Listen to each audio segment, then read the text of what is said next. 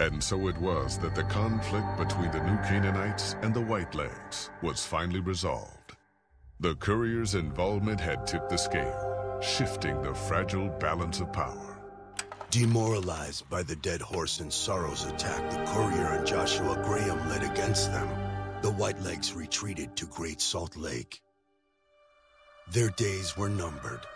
Word soon reached the 80s tribe that the Whitelegs' spirit was broken, their war chief a dim shadow of his former self. By year's end, the 80s would overrun the Whitelegs' camps, scattering the tribe to the winds and claiming the Great Salt Lake for its own. The Sorrows fought beside Joshua Graham and the Dead Horses, eradicating the threat the Whitelegs posed to Zion. Seeing the courier convince Joshua Graham to spare salt upon wounds, the Sorrows learned that retribution could be tempered by mercy. Though he despaired at the Sorrows' loss of innocence, Daniel took some small consolation in the courier's lesson and prayed it would take root. Having helped eradicate the Whitelegs from Zion, the Dead Horses returned to Dead Horse Point in triumph. They remained neutral toward the Sorrows, but as years went on, there were periods of competitive friction, even violence between the tribes. The New Canaanites, Daniel especially, intervened regularly as mediators, but found it difficult to reconcile the tribe's conflicts. The defeat of the Whitelegs and Zion marked a turning point in the fortunes of the Happy Trails Caravan Company. Every 2 months, the caravan met with the New Canaanites in Zion Valley to trade. Happy Trails soon returned to prosperity. The vigilance of the Sorrows and Dead Horses in defending southwestern Utah, initially startling to Happy Trails caravans, soon proved a blessing. The tribes united against the 80s, driving them back from Highway 50, and thus opening yet another trading route for Happy Trails caravans.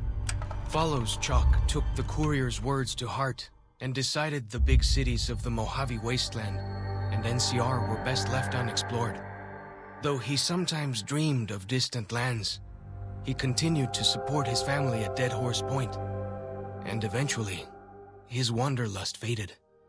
Waking Cloud was distraught when she learned of her husband's death, but took comfort from her tribe and the compassion of the New Canaanites. She forgave Daniel for having concealed her husband's fate from her, and learned to accept his fate. When her grief faded, she took a husband from the Dead Horse tribe. At her bidding, he stayed close to home. The threat of the Whitelegs ended. Joshua Graham helped the Sorrows and Dead Horses tend to their fallen comrades and secure Zion. The courier's words had stayed Joshua's wrath in his darkest hour, and in sparing salt upon wounds, he was changed. While he continued to advocate militant opposition to the enemies of New Canaan, he sometimes showed quarter to those who crossed his family. Eventually, this new spirit would diminish the myth of the burned man in distant lands. A small price for the peace it brought to Joshua Graham. For years after the defeat of the Whitelegs, Daniel did his best to minister to the Sorrows' spiritual needs. Try as he might, he could not hold back the tribe's increasing militancy and reverence of Joshua Graham.